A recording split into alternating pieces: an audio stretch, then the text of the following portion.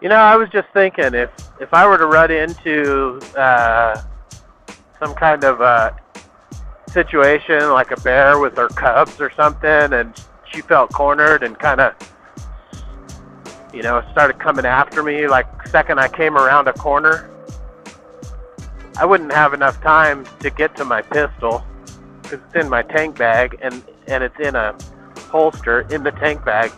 I wonder if, I'm sure they do, but I just never looked into it before, but I wonder if there's a mount, some kind of a holster that you can mount, like say on your handlebars or something like that, where you could just, you know, give it a little twist and pull it out and you're armed. Just takes a second, you know. Wow, what a view. Wow, that's a beautiful, beautiful view. There's 417B.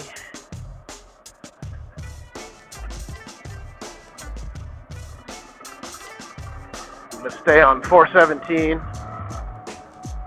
Typically when you see a letter designation after the National Forest Development number of 417, you see an A or a B or AB or ED or stuff like that. When you see those designations, it's basically an offshoot of the main trail. So if you're ever lost, try and stay on the main trail because that's more than likely going to be the one that goes all the way through. Yeah, I don't see any snow up over there now. 3 weeks ago, there was a lot of snow up over on that face. That's a northwest facing mountain face over there, and there was still, I mean, it wasn't covered, but there was large patches all over it, and now there's none. So I think we might make it here. Just have to see how long it takes before we get back to the route. Actually, I see the route up here in this corner up here, so I think we're gonna eventually get back to the route. So I'm thinking 417A, which is what I put on here I'm assuming that was to get around that snowbank, but I don't think that snowbank's gonna be here, so no reason to go around it. So we'll just stay on the main road. But the main roads are usually nicer too. You know, these little offshoots can get gnarly, and they can kind of fade in and out of the forest where you can't see them as well. And I'm glad that they're there because they give you an option to get around.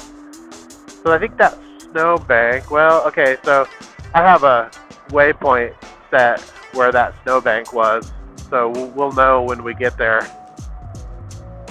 Ow. I didn't think that was gonna be an issue. I just thwacked that branch. That hurt. Turn in 1 mile. Oh, this is beautiful up here. Boy, what a blessing. They've got these trees, you know, all cleared off. You could I could drive my truck up here. This is just a really nice route. Here's a viewpoint. Woo-hoo-hoo-hoo! Look at that. Oh, wow. There's Herrick Reservoir right down there.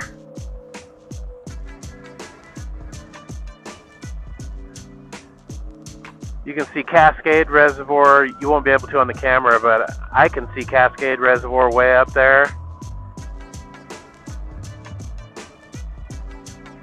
Wow. Gorgeous, gorgeous viewpoint. Oh, man. I don't think I ever made it to that viewpoint before. We might already be past the snowbank. I wasn't looking at my GPS. Past where that snowbank was. I wasn't really paying attention to the waypoint. Oh, there's a little bit of snow.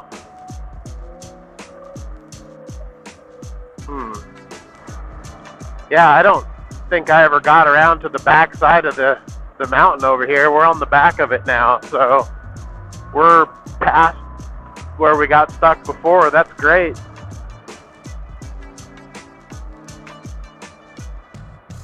Skunk Creek and Wetfoot.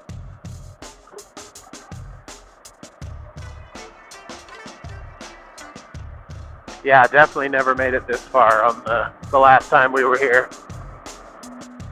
I wonder if this, I wonder if I was supposed to take the 417A. I wonder if this, because this is kind of heading north again, so I'm almost wondering if this loops back around to Clear Creek Road, if this really is East Mountain Road and it's just a big loop. I know I don't want to head north for too long. We'll have to pull over here and take a look at the GPS, see what's up. This is gorgeous up here. Oh boy. Wow, we're about to come off the backside here and catch a view going the other way. Oh man. Oh wow. I can see, I wonder if that's, could that be Warm Lake way over there? No. No, that's got to be Horse Thief.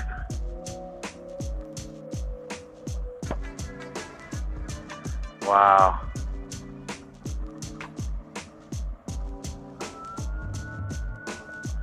Let me take a look at the map here, see where this road's going to take us. Yeah, this is just going to loop us back around to Clear Creek. We need to turn around, go back and take, what's that? 417B at least. 417A was definitely the way. Cool to know about this route though. This is a cool loop. Alright. Let's flip this show around.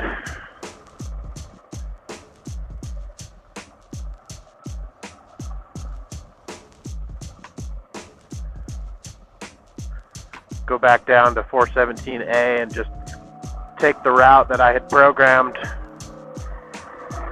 The only thing I worry about on those is down trees,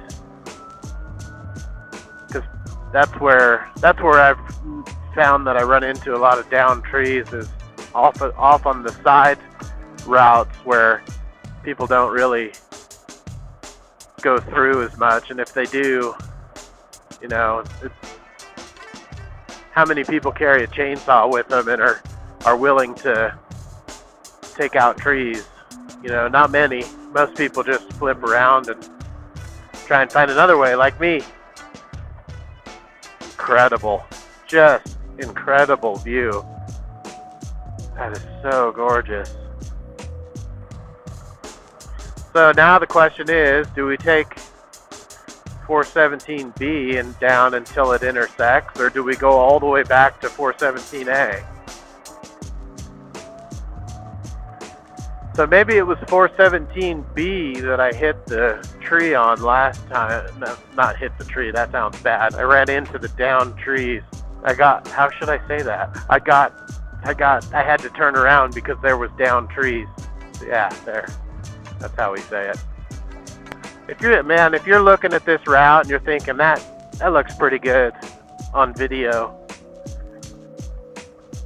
you will be extremely pleased if you actually come up here and just see this route, because it is unbelievable. You know, things are always 100 times better when you're actually there in person than versus watching it on camera. Camera makes everything, you know, 2D, you know? It's not 3D. You see it in 3D and it just so much better. Okay, so that turn on 417B is right. We're almost there. Yeah, let's try 417B and just scope that out for a minute and see. And if that doesn't work, we'll come back and go down 417A. But 417B eventually intersects with 417A. The GPS is calling it 410, but the sign up here says 417A. again, the problem with multiple designations for the same road. Alright, here's the fork for 417B, and I really think this is the one I took before. Yeah, I think this is where I think the snowbank was. I remember this creek right here, which is not running anymore, but it was. I don't have that waypoint on my for the snowbank on my GPS here. I thought I had put that on. Oh no, here's where I ran into the snowbank. This is it. It's still kind of partially there even. And then yeah, this creek is still running here.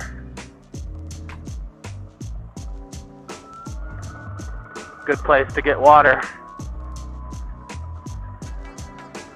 Oh man, the view all coming off of this ridge is just, I can't tell you guys how beautiful this is.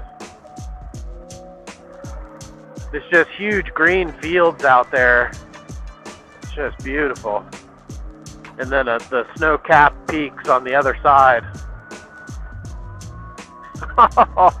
You know what I just thought of? I was watching some videos the other day of mountain lions that were just kind of creeping on hikers. Oh man, it was creepy. You know, hikers that are just solo by themselves, and mountain lion just kind of following you, trying to get closer and closer to you, and growling at you. Oh man. You guys should YouTube that, mountain lion encounters or mountain lion hiker. Google those YouTube search those keywords. Check that out, because it's creepy, man. Those cats are so huge, they have no problem with any man, full-grown man. They are so strong. There's no match.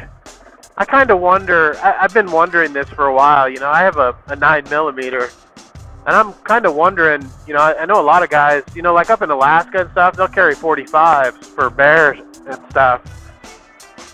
I'm kind of wondering if a 9mm full of hollow points would take care of a black bear, because they're only, they're about as big as I am, 250, 300 pounds. I know some get way bigger, but on average up in this area, they're 250, 300 pounds. It's the typical black bear. I'm just wondering, guys, let me know if you know, because I'm curious if a 9mm would take care of it. I think it would. I mean, a 9mm would take care of any person, no doubt.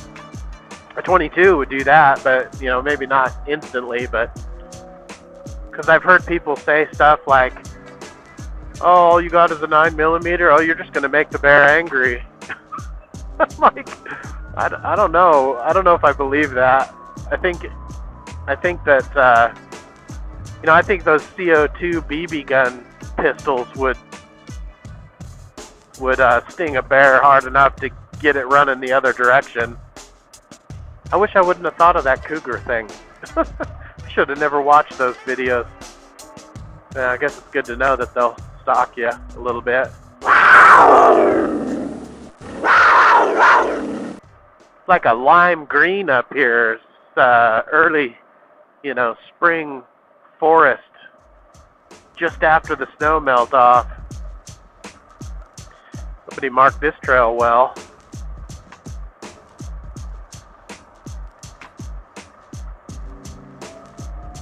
Really well. Wow. You bear hunting or? Oh, you're working. Oh, what are you doing? Thinning units? Oh, okay. Are you putting the tape up? Oh, okay. I was commenting on that on the way up. I was thinking, man, somebody marked this out really well. Guy said he's working, so he must work for the National Forest Service. He said he was thinning. I don't know. I'm not sure what that is, but he said it kind of had something to do with getting the trees thinned out so that certain species can thrive or something like that. Doing a good, there's the truck. Yep, U.S. Forest Service. So I'm gonna keep going this way then.